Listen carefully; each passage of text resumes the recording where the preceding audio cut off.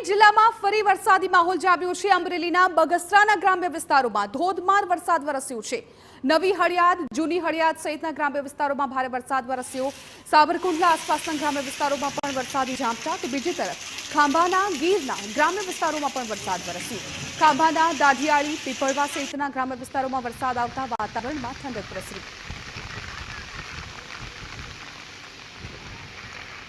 તો અમરેલી પંથકમાં ફરી એકવાર વરસાદી માહોલ જોવા મળ્યો છે।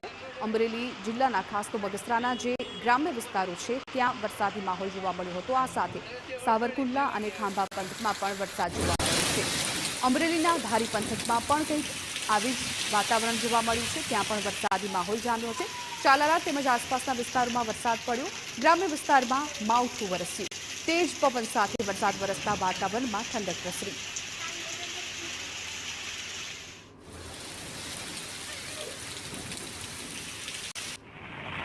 અમરેલીના લીલિયા ગ્રામ્ય પંથકમાં પણ ધોધમાર વરસાદ। ગ્રામ્ય વિસ્તારમાં કડાકા ભડાકા સાથે વરસાદ।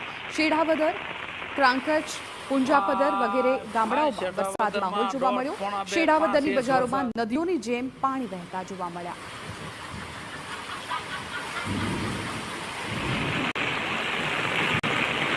તો અમરેલી જિલ્લામાં સાર્વત્રિક વરસાદ। લાઠી પંથકમાં ગાજવીજ સાથે ધોધમાર વરસાદ।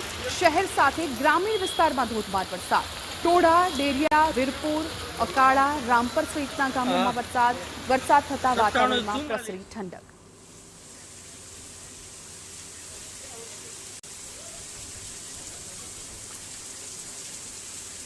તો હવે આ અલગ અલગ દ્રશ્યો જુઓ આપ। અમરેલી વિસ્તારના દ્રશ્યો છે કે જ્યાં એક તરફ બગસરા, ધારી, લીલિયા અને લાઠી તમામ જગ્યા પર વરસાદી માહોલ જામ્યો છે, ત્યારે બીજી તરફ ખેડૂતોને પણ થોડી ચિંતા વધી ગઈ છે। જે પ્રકારે વાતાવરણમાં પલટો આવ્યો હતો, રસ્તા પર પાણી ભરાયા હોય ક્યાંક એ પ્રકારના દ્રશ્યો સામે આવી રહ્યા છે। આપ ધારીમાં જુઓ કે જ્યાં રસ્તા પર વરસાદી પાણી ભરાયા છે, તો આ તરફ લીલિયામાં પણ એ જ પ્રકારની સ્થિતિ જોવા મળી રહી છે।